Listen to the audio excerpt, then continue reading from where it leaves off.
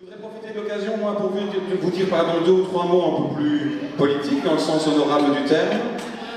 Vous aurez appris par voie de presse qu'à Rebec, un projet particulier va se développer, un projet qu'on n'avait pas vraiment imaginé il y a encore quelques mois.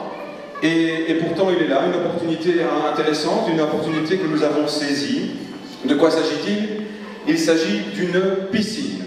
C'est un peu particulier, c'était sans doute inattendu à Rebec, mais dans la sous-région, dans les 4 communes de l'extrême ouest du Brabant wallon, il y avait un manque, une nécessité, un besoin.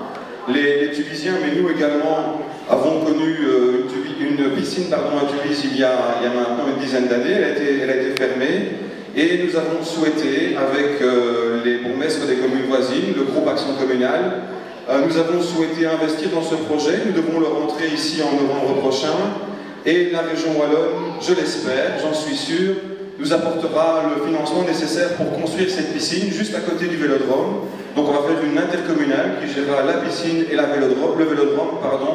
Je pense que c'est une opportunité, une aubaine réelle pour la région, pour notre commune.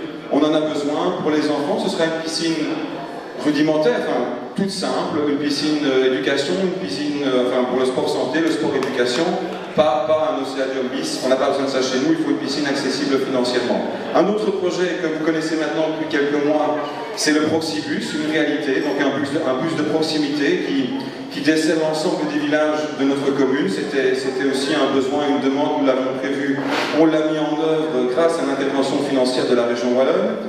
Et alors, je vous citerai un dernier projet, je ne serai pas plus long, c'est la rénovation des anciens hospices. Nous avons là aussi pu obtenir le concours de la région wallonne, quelques 3 600 000 € pour rénover un bâtiment qui est en plein centre, en plein cœur du village et qui est vide depuis maintenant 30 ans.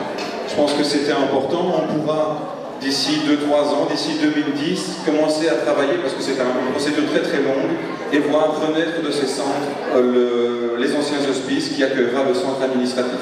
Voilà, je ne serai pas beaucoup plus long, mais je pense qu'il fallait citer ces 3 dossiers importants.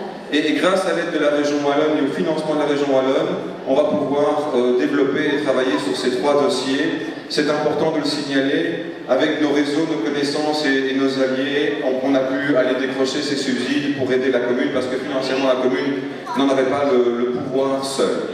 Voilà, je ne serai pas plus long.